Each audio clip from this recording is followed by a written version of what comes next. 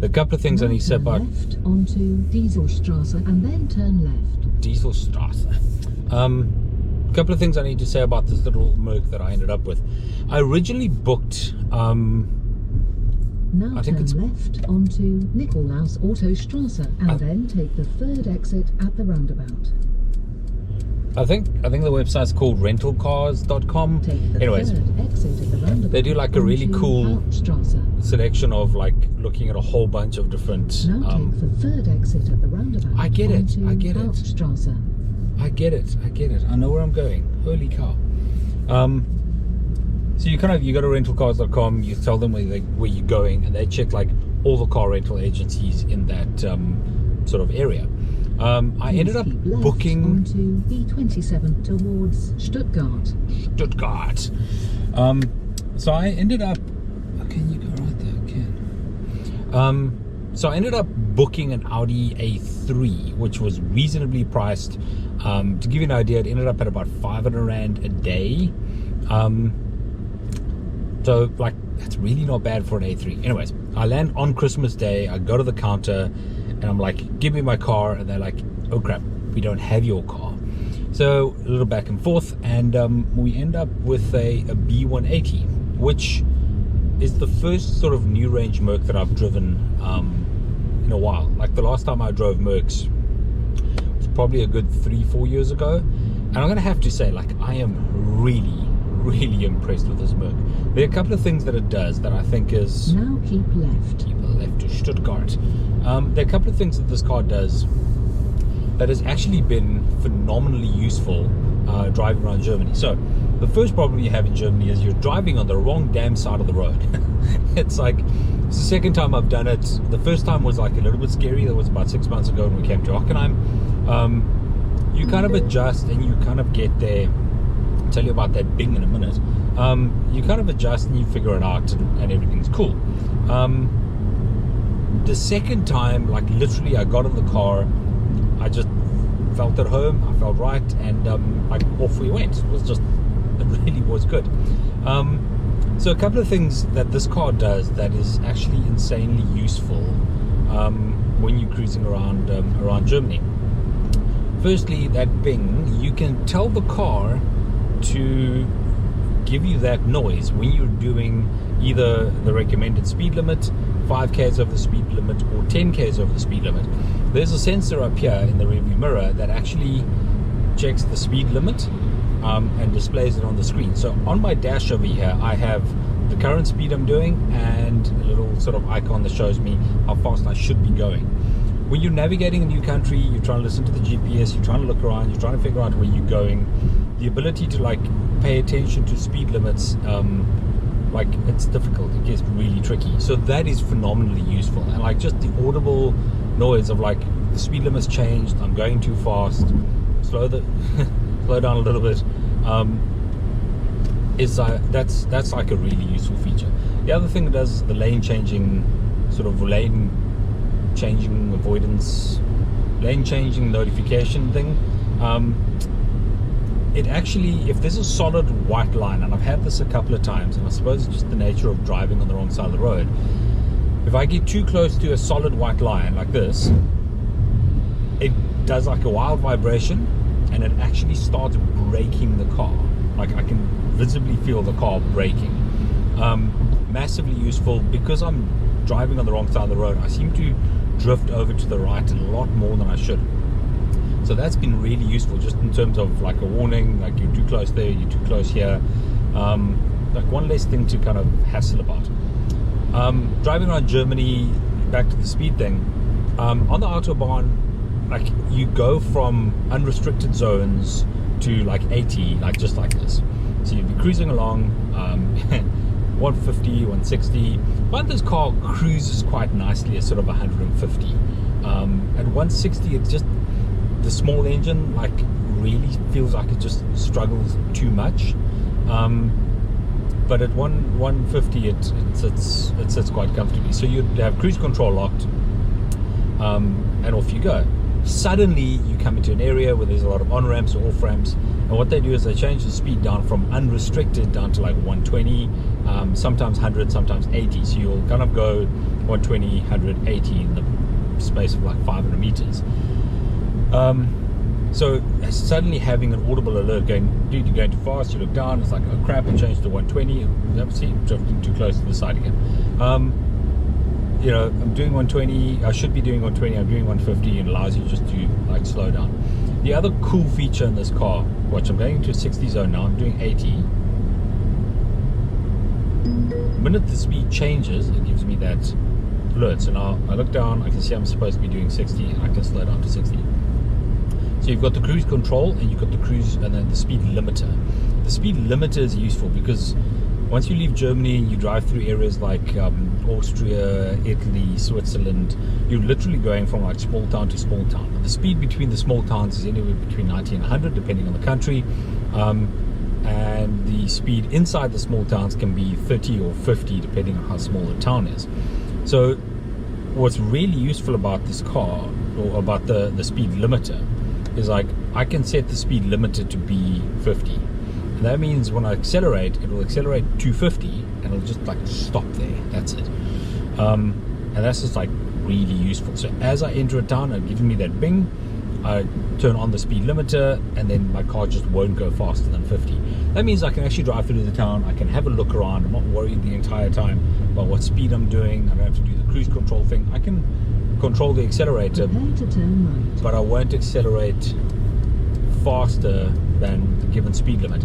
Massively useful function driving around Germany. The one thing this car lacks though, and I'm sure it's an optional extra, is the radar guided cruise control. Like when we were here in April, we had a Ford Cougar. Was it a Cougar? Yes, we had the Ford Cougar that had radar guided cruise control. On the Autobahn, that's phenomenal. You set your car to like 170 and you cruise. If the guy in front of you slows down, your car slows down. The Merc doesn't do that, and it's a little bit like, it's just really, that would be really, really useful. In 300 meters, turn side right onto Jagdstrasse. Jagdstrasse. So like I find those kind of things really useful. Being in Europe in the middle of winter is it's really cold as well. Heaters work really well. It's got heated seats, they are magic. No heated steering wheel, and for the first time in my life, I've driven a lot of race cars that have, is this Jagdstrasse? Now turn slight right. Yes, this is where we want to go. So I've had a lot of race cars in my time that have heated steering wheels, and I've always kind of like, that's cool, but like, you know, like what you can do with a heated steering wheel, right? When you're in Europe and it's -6 outside and you get in the car, it's bloody cold.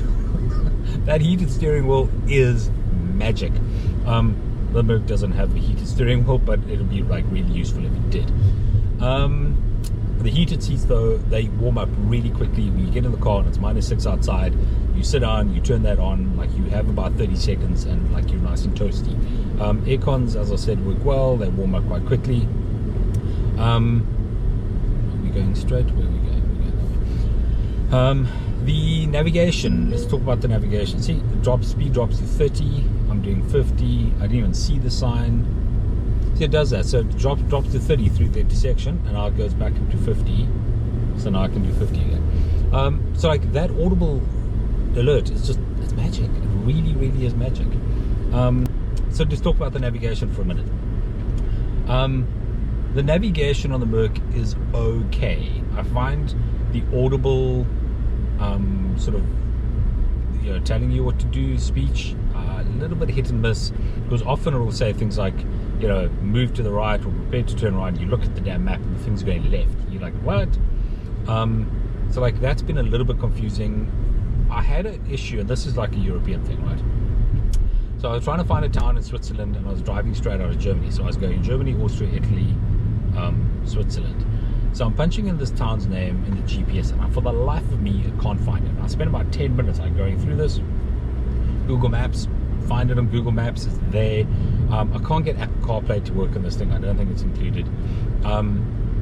Anyways, eventually I had to like actually go and tell the GPS that I'm going to a different country. So you have to go and first say country Switzerland, then say I'm going to this town called Mosteier, and now we can like proceed, and it actually finds it, and then it successfully navigates you all the way through Germany, Austria, Italy, into Switzerland, and like you find your place. The interior of this car is really comfortable. The ride is superb. The handling is quite good. There's a sport mode. Kick it into sport mode, you hit some of those twisty mountain passes in the Alps. It's really, really good, despite being a small engine.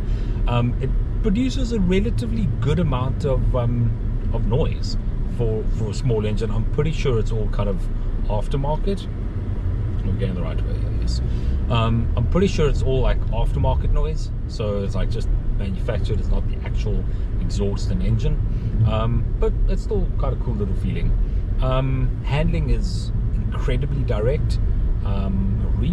Really surprised at how good it is actually for what the car is. I mean, it's a little B class, it's a B180, right? So I was suitably impressed with that. Spaciousness in the car is fine. I mean, it's a smallish hatch. It's a smallish hatch, so like you can't expect too much from it. What else? Multifunctional steering wheel. So the couple of, like, the entire front of the car is just screen, right? So you got the big screen over there, you got a big screen in front of you here, which is really funky. On the right hand side of the steering wheel, there's like a little mouse pad that controls the right hand screen. On the left hand side of the steering wheel, there's a little mouse pad that controls the left hand side of the screen. The screen has like a million different options and layouts. At one point I had to catch a train ferry thing, and I spent about an hour and a half waiting for it. So I sat and played through all the options. There's like a ton of stuff you can do in terms of layout, and that's really cool. There's a lot of information that they managed to put on the screen, just straight off the bat, which is really cool.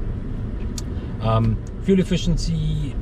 On my drive back from Switzerland to Germany now, I managed to get about 6.2 liters per 100, which was quite impressive, considering that a lot of it is like slow down, speed up, slow down, speed up, kind of going through Italy, specifically Italy. There's like a lot of mountain passes, uphill, downhill, small town, big town, small town, big town.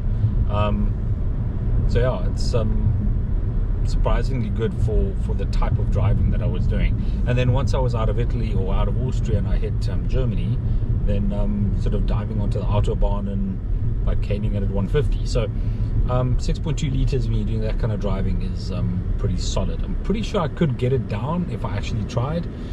Like 120 on the open road for a couple of hours. I think you'd get way down. Auto start stop. It's got auto headlights, which is magic. It's just like a really cool little car. I'm pleasantly surprised at how good this little Merc has been. It's only been front wheel drive. Fortunately, the roads in the really snowy areas are properly salted, so you don't have a lot of sort of ice build-up on them. So the requirement for a 4x4 on the roads, at least that I drove, is just not there.